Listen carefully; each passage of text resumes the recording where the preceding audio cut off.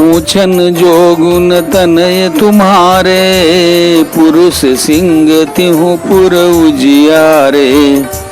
जिनके जस प्रताप के आगे, शशि मलिन रवि शीतल लागे। जय जय सिया राम। प्रिय भक्तजन, ब्रह्मर के झरोखा में आपका हार्दिक स्वागत है। पिछले अंक में आपने देखा कि जनक जी ने विश्वामित्र के कहने पर अयोध्या में राजा दशरथ के पास में निमंत्रण भेजा। राजा ने उन सबका स्वागत किया और राजा ने उनसे कहा कि आखिर राम लक्ष्मण को वहां के लोग कैसे पहचाने। तब दूत ने कहा कि आपके पुत्र पूछने योग्य नहीं हैं, वे पुरुष सिंह तीनों लोगों के प्रकाश स्वरूप हैं, जिनके यश के आगे चंद्रमा मलिन और प्रताप के आगे सूर्य शीतल लगता है। तिनका कई अनाथ की मिचीने, देखिए रवि की दीप कर लीने। सीय स्वयंवर भूप अनेका, समिटे सुभट एक ते का। हे नाथ, उनके लिए आप कहते हैं कि उन्हें कैसे पहचाना? क्या सूरज को हाथ में दीपक लेकर देखा जाता है? सीता जी के स्वयंवर में अनेकों राजा और एक से एक बढ़कर योद्धा एकत्र हुए थे। शंभु सरासन काहू नटारा, रे सकल वीर बरियारा। तीन लोक मजे भट मानी, सब कह सकति शंभु धनु बानी। परंतु शिव जी के धनुष को कोई भी नहीं हटा सका। सारे बलवान वीर हार गए। तीनों लोकों में जो वीरता के अभिमानी थे, शिव जी के धनुष ने सबकी शक्ति तोड़ दी। सकई उठाई सरासुर मेरु, सोई हारि गयो करि फेरु।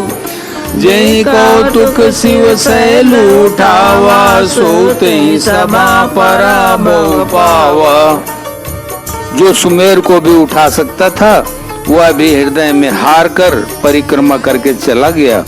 और जिसने खेल से ही कैलाश को उठा लिया था, वह रावण भी उस सभा में पराजय को प्राप्त हुआ।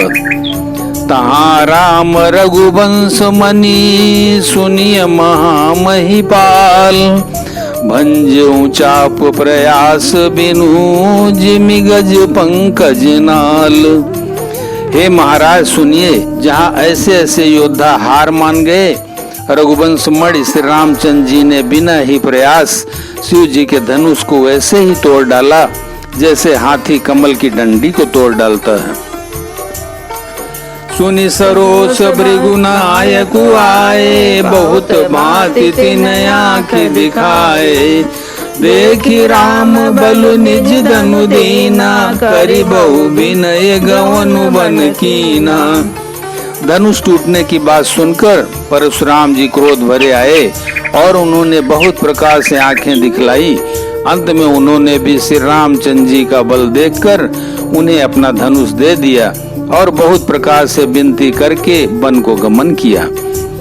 राजन राम अतुल बल जैसे, तेज निधान लखनु पुनि तैसे। कंपई भूप बिलोकत जाके, जिमि गज हरि किशोर के ताके। हे राजन, जैसे श्री रामचंद्र जी अतुलनीय बली हैं, वैसे ही तेज निधान फिर लक्ष्मण जी भी हैं, जिनके देखने मात्र से राजा लोग ऐसे कांप उठते थे जैसे हाथी सिंह के बच्चे के ताकने से कांप उठते हैं। देव देखी तव बालक दो, अब नया की तरह आवत को। दूत बचन रचना प्रिय लागी, प्रेम प्रताप वीर रस पागी। हे देव, आपके दोनों बालकों को देखने के बाद अब आंखों के नीचे कोई आता ही नहीं, हमारी दृष्टि पर कोई चढ़ता ही नहीं। प्रेम प्रताप और वीर रस में पगी हुई दूतों की वचन रचना सबको बहुत प्रिय लगी। सभा समेत राव अनुरागे, दूतन देन निछावरी लागे। कई अनीति ते मुदई काना, धर्म विचार सबई सुकुमाना। सभा सहित राजा प्रेम में मग्न हो गए और दूतों को निछावर देने लगे। उन्हें निछावर देते देखकर यह नीति विरुद्ध है ऐसा कहकर दूत अपने हाथों से कान मूंदने लगे। धर्म को विचार कर उनका धर्म युक्त वर्ताव देखकर सभी ने सुख माना। तब उठी भूप वशिष्ठ कहूँ दीन पत्रिका जाई, कथा सुनाई गुरई सब सादर दूत बुलाई। तब राजा ने उठकर वशिष्ठ जी के पास जाकर उन्हें पत्रिका दी और आदर पूर्वक दूतों को बुलाकर सारी कथा गुरु जी को सुना दी। सुनी बोले गुर अति सुख पाई, पुण्य पुरुष कहूँ मैं सुख छाई। जिमि सरिता सागर महु जाही, यद्यपि ताहि कामना नाही। सब समाचार सुनकर और अत्यंत सुख पाकर गुरु बोले, पुण्य आत्मा पुरुष के लिए पृथ्वी सुखों से छाई हुई है, जैसे नदियां समुद्र में जाती हैं, यद्यप समुद्र को नदी की कामना नहीं होती।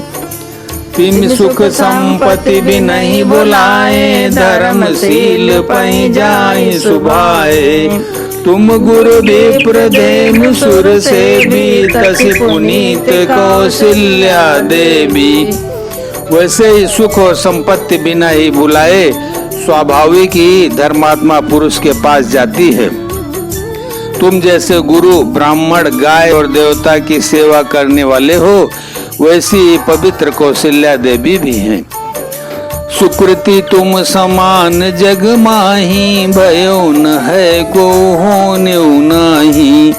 तुम ते अधिक पुण्य बड़का के, राजन राम सरिस सुत जाके। तुम्हारे समान पुण्य आत्मा जगत में न कोई हुआ है, न है और न होने का ही है। हे राजन, तुमसे अधिक पुण्य और किसका होगा, जिसके राम सरीखे पुत्र हैं। वीर विनीत धर्म व्रत धारी, गुण सागर बर बालक चारी। तुम कहूँ सर्व काल कल्याण, सजऊं बरात बजाई निशाना। और जिसके चारों बालक वीर विनम्र धर्म का व्रत धारण करने वाले और गुणों के सुंदर समुद्र हैं, तुम्हारे लिए सभी कालों में कल्याण है। अतएव डंका बजवा कर बारात सजाओ। चलाऊं बेगी सुनी गुरु वचन, भले ही नाथ सिरुनाई। भूपति गौने भवन तब, दूतन वासुदेवाई। और जल्दी चलो। गुरु जी के ऐसे वचन सुनकर हे नाथ बहुत अच्छा कहकर और सिर नवाकर तथा दूतों को डेरा दिलवाकर राजा महल में गए। राजा सबुर निवास बुलाई, जनक पत्रिका बाची सुनाई। सुन संदेश सकल हर्षानी, अपर कथा सब भूप बखानी। राजा ने सारे रनिवास को बुलाकर जनक जी की पत्रिका बांचकर सुनाई। समाचार सुनकर सब रानियां हर्ष से भर गई। राजा ने फिर दूसरी सब बातों का जो दूतों के मुख से सुनी थी वर्णन किया। प्रेम प्रफुल्लित राजहि रानी, मनहु सिखिन सुनि बारी दीवानी। मुदित आशीष देहि गुर नारी, अति आनंद मगन महतारी। प्रेम में प्रफुल्लित हुई रानियां ऐसी सुशोभित हो रही हैं जैसे मोरनी बादलों की गरज सुनकर प्रफुल्लित होती है। बड़ी बूढ़ी अथवा गुरुओं की स्त्रियां प्रसन्न होकर आशीर्वाद दे रही हैं। माताएं अत्यंत आनंद में मग्न हैं। ले ही परस्पर अति प्रिय पाती, हृदय लगाई जुड़ावई छाती। राम लखन कई कीरति करनी, बारही बार भूप बर बरनी। उस अत्यंत प्रिय पत्रिका को आपस में लेकर सब हृदय से लगाकर छाती शीतल करती हैं। राजाओं में श्रेष्ठ दशरथ जी ने श्री राम लक्ष्मण की कीर्ति और करनी का बारंबार वर्णन किया। मुनि प्रसाद कई द्वार सिधाए, रानी तब मई देव बुलाए। दिए दान आनंद समेता चले विप्रवर आशीष देता। यह सब मुनियों की कृपा है। ऐसा कहकर वे बाहर चले आए। तब रानियों ने ब्राह्मणों को बुलाया और आनंद सहित उन्हें दान दिए।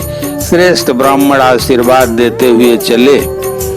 जाचक लिए हकारी दीन निचावर कोटि विधि, चिरजीवि सुत चारी चक्रवर्ती दशरथ के। फिर भिक्षुकों को बुलाकर करोड़ों प्रकार की निछावरें उनको दी। चक्रवर्ती महाराज दशरथ के चारों पुत्र चिरंजीवी हों। बोलो सियावर रामचंद्र की जय, उमापति महादेव की जय, पवन सुत हनुमान की जय।